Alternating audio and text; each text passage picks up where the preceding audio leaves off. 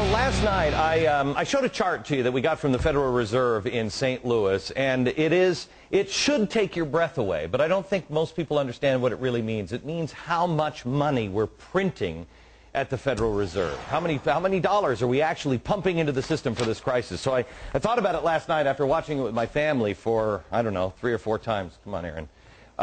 And I watched it with my family, and they said, Dad, I don't even know what that means. What does that mean? So I thought, there's another way that I could show this to you. There's another way that, at least Al Gore did it with a slideshow, and now everybody thinks that that's true. So why don't we show you some true stuff on the slideshow? And actually, because, you know, we're a 5 o'clock show, we're cheap, we had to go borrow Sean Hannity's set, so we're going into Sean's. Shh, we'll be very, very quiet. We'll come in here, and this is a chart that I tried to show you last night, but I wanted to blow it up a little bit. This is billions of dollars. This is how much money do we print and have in the system at any given time. Let me start at 1929. Show me here we go. 1929, here's the stock market crash, all right? Now, if you see, we were on the gold standard, so we couldn't print much more money. We had the stock market crash, but we didn't do all of the stuff that we're doing now, just printing money. Go ahead, step to the next thing. Then we go up to 1941. That's the Great Depression. Still haven't pumped a lot of money into the system because, again, on the gold standard.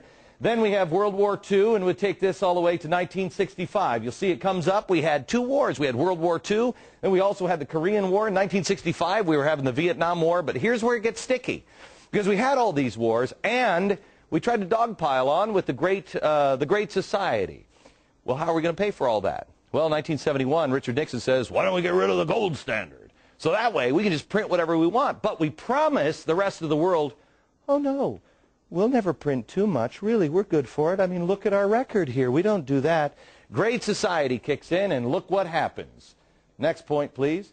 Look how we've devalued our money. This is up until 2000 when we have the Y2K scare, where everybody's like, bury your food and grab your cash. The computers are going down.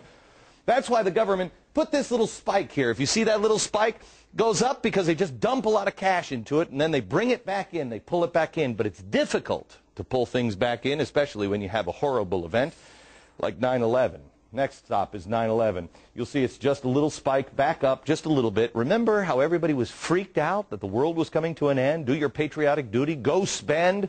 Go out there and get into the stock market. Well, we did. And then this is the kind of spending we get. As you see here, the federal bailout's just about to begin. We're in, let me get into my Al Gore machine. Oh, it's a real inconvenient truth now, isn't it, Al?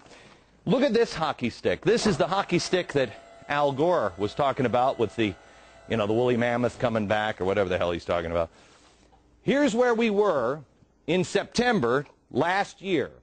But then the Treasury decided we need to start printing more money. This hockey stick should take your breath away. This is devaluing our money. You know, Al Gore said, global warming is not a political issue, it's a moral one. Thomas Jefferson said, doing this to our children is immoral. And I agree with him. We have pumped all of this money in and devalued our money. How is it not going to be worthless? This has never, ever been done by anybody ever before. Please share this video with everybody you know, all your friends. Please go to foxnews.com/Glenn Beck. We're going to make this available for you. Pass it on to your friends. This is real trouble. Not in 1,000 years. Perhaps in the next year. Back in a minute.